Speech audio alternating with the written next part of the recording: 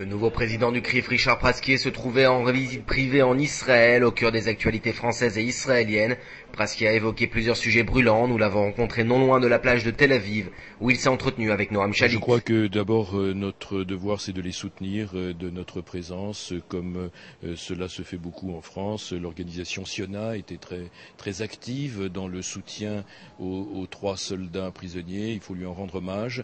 Je crois qu'il est très important qu'ils sentent autour d'eux qu'il y a une présence. Pour Gilad Shalit, comme je l'ai dit, c'est encore particulier puisque c'est aussi la présence des Juifs du pays d'origine de la mère de Noam, c'est-à-dire du pays dont ils ont la nationalité.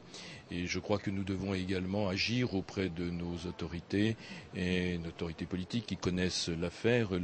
L'ambassadeur de France ici, Jean-Michel Cazin, a des contacts fréquents avec Noam Shalit et il fait ce qu'il peut.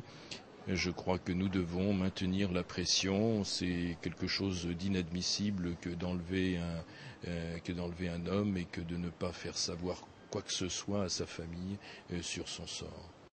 La situation de Gilad Shalit rappelle celle d'un autre citoyen français, Ingrid Betancourt, qui depuis 4 ans est prisonnière des FARC en Colombie. Pour Prasquier, le cas de Shalit semble cependant bien plus complexe.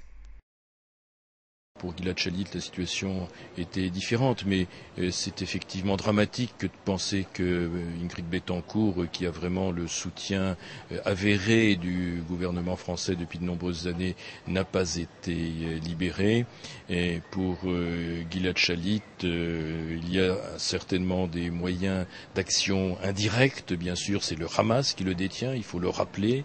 Le Hamas, mouvement terroriste qui actuellement contrôle Gaza. Hamas, mouvement avec lequel il n'y a pas de relation, des pays de l'Union européenne, mais sur lequel il existe tout de même un certain nombre de moyens de pression probablement, et ces moyens de pression doivent être mis en œuvre, et c'est ce que nous devons nous attacher à faire.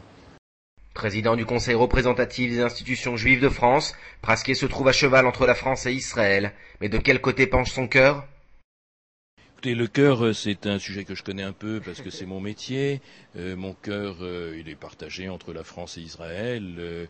Et donc, lorsque je suis je me sens, je dois dire, actuellement, et je crois que c'est un élément important à dire, je me sens particulièrement bien actuellement parce que les relations de la France et d'Israël ont subi une transformation extraordinaire.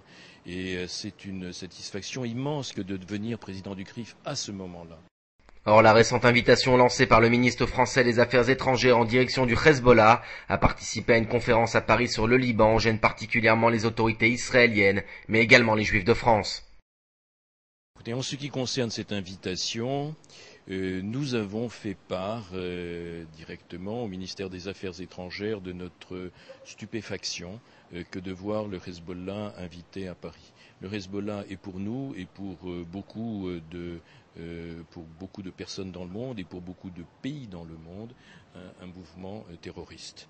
Et c'est le mouvement qui, entre autres, a enlevé 2 soldats israéliens à l'intérieur de la frontière israélienne, qui a été de ce fait responsable de la guerre du Liban de l'an dernier, et qui, après l'enlèvement de ces soldats, n'a pas daigné donner la moindre information sur leur sort. Il y a eu au moins une lettre pour Gilad Shalit. Il n'y a rien eu, rien sur les 2 soldats enlevés par le Hezbollah. Et c'est pas les 2 premiers soldats qui sont enlevés par le Hezbollah et dont on n'a pas de nouvelles.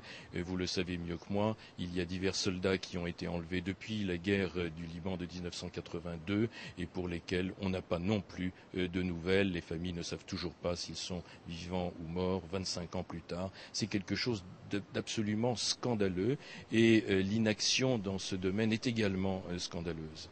Jeudi se tenait la très controversée Gay Pride à Jérusalem. Qu'en a pensé le nouveau patron des organisations juives de France ? Je n'ai pas de sentiment particulier. Je trouve que Jérusalem n'est pas vraiment un endroit où la Gay Pride. Je vous donne mon sentiment personnel. Je trouve pas que Jérusalem soit l'endroit idéal pour la Gay Pride. L'image que je me fais de Jérusalem n'est pas tout à fait adaptée à la Gay Pride. Maintenant, je serais très malheureux si cela entraînait des réactions violentes. Richard Prasquier entend placer son mandat sous le signe de l'action et de l'engagement, une action auprès des autorités françaises et un engagement militant auprès de l'État d'Israël et des Israéliens.